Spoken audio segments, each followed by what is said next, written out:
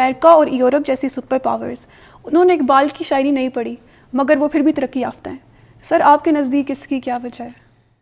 دیکھیں جی، قرآن یہ کہتا ہے کہ غور و فکر کرو، اور ایک دانشور نے تو یہاں تک کہا کہ قرآن کی کم از کم 750 آیات غور و فکر اور تسخیر کائنات سے متعلق ہیں. تو اس کا مطلب ہے کہ ریسرچ کرو. غور و فکر کا مطلب یہی ہے نا. تو میں سمجھتا ہوں قرآن کی اس آیت یا قرآن کے ان احکامات پر عمل امریکہ نے کیا ہے، اس لیے وہ سپر پاور بن گیا ہے. اس پہ یورپ نے کیا ہے، اس لیے وہ ہم سے آگے ہیں. ہمارا حال یہ ہے کہ ہم نے غور و فکر چھوڑ دیا ہے. یعنی اقبال بلکہ اس کا رونا تو اس طرح سے روتے ہیں کہ آتی ہے دم صبح صدا عرش بری سے، کھویا گیا کس طرح تیرا جوہر ادراک، کس طرح ہوا کن تیرا نشتر تحقیق. وہ جو تیرا ریسرچ کا خنجر تھا اس کو تو نے زنگ لگا دیا.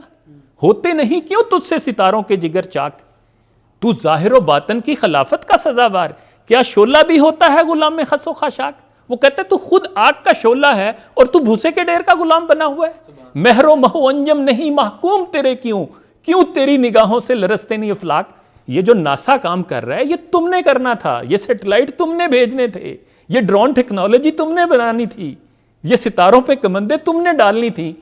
اس لیے پھر اقبال کہتا ہے کہ دل مردہ دل نہیں ہے، اسے زندہ کر دوبارہ، کہ یہی ہے امتوں کے مرض کہن کا چارہ.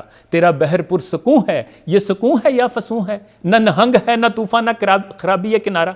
وہ کہہ رہا ہے کہ یہ اس کو نا وہ سمندروں سے تشبیہ دیتا ہے کہ سمندر میں نا دیکھیں، سمندر میں پانی ایسے ٹھہر سکتا ہے؟ نہیں ٹھہر سکتا. وہاں تو طوفان آئے رہتے نا. تو وہ کہہ رہا ہے یہاں طوفان آئے رہنے چاہیے. یہ جوہر نہیں ہے، یہ سمندر ہے. اس میں تو مگر مچھوں کو پریشانی آنی رہنی چاہیے کہ یار یہ کیا ہے بھئی، یہ ایک پل چین نہیں لینے دیتا. تو اس میں جیسے یہ کہا نا کہ تیرے دریا میں طوفان کیوں نہیں ہے، خودی تیری مسلمہ کیوں نہیں ہے، ابس ہے شکوہ تقدیر یزداں، تو خود تقدیر یزداں کیوں نہیں ہے. اچھا، آپ بات کر رہی ہیں نا کہ جی سپر پاور وہ کیسے بنے، یا ان لوگوں نے تو اقبال نہیں پڑھا. میں آپ کو اسلامی تاریخ سے ایک دو حوالے دے دوں. مسلمانوں سے پہلے یونانی صرف تھیوریٹیکل باتیں کیا کرتے تھے. یہ مسلمان تھے جنہوں نے دنیا کو تجربے اور مشاہدے سے روشناس کروایا. اور مسلمان اہل علم اور سائنسدانوں کی کتابیں 700 سال تک یورپ کی یونیورسٹیوں میں پڑھائی جاتی رہیں. 15ویں صدی میں پورے یورپ میں کوئی ایسا سائنسدان نہیں تھا، کوئی ایسا آتھر نہیں تھا جو مسلمانوں کا شاگرد نہ ہو یا ان کا ناقل نہ ہو. راجر بیکن جسے جدید سائنس کا بانی کہا جاتا ہے، پادری مس، ایلبرٹ بزرگ، انفنسو دہم، یہ سب مسلمانوں کے شاگرد تھے یا ان کے ناقل تھے. اس لیے تو اقبال نے کہا نا، مگر وہ علم کے موتی کتابیں اپنے آبا کی، جو دیکھیں ان کو یورپ میں تو دل ہوتا ہے سی پارا. پھر آپ کو میں یہ بھی بتا دوں کہ جدید سائنس کے بہت سارے شعبوں اور بہت سارے مضامین کی بنیادیں مسلمانوں نے فراہم کی. علم فلکیات کے ساتھ جغرافیہ کے موجد مسلمان ہیں. علم ریاضی کے ذیل میں الجبرا، جیومیٹری، ٹگنومیٹری کے موجد مسلمان ہیں. کیمسٹری کے موجد مسلمان ہیں. یہ 1 2 3 4 یہ جو ہم ہند سے بولتے ہیں، آپ کو پتہ ہے انہیں آج بھی یورپ میں عربی ہند سے کہا جاتا ہے، جنہوں نے حساب کے کام کو آسان کر دیا اس لیے کہ اس کے موجد مسلمان ہیں. کیمسٹری کے موجد مسلمان ہیں. فزکس کے ذیل میں علم البصریات اور موسیقی کے موجد مسلمان ہیں.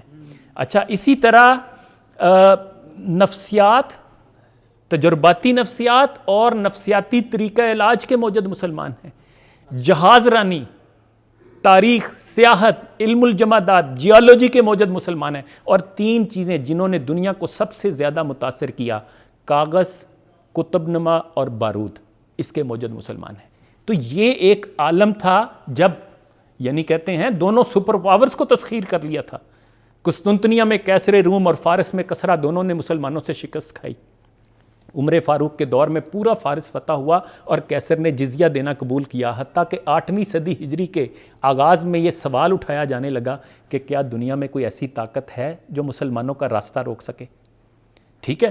اچھا، پھر آج ہم کہتے ہیں جی امریکہ سپر پاور بن گیا. تو یہاں پہ بھی میں آپ کو بتا دوں کہ سپر پاور کیسے بن گیا.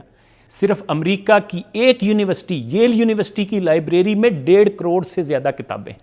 اور آپ ذرا غور کریں، پوری اسلامی دنیا کی تمام لائبریریوں کی کتابیں اکٹھی کر لیں تو وہ اتنی نہیں بنتی.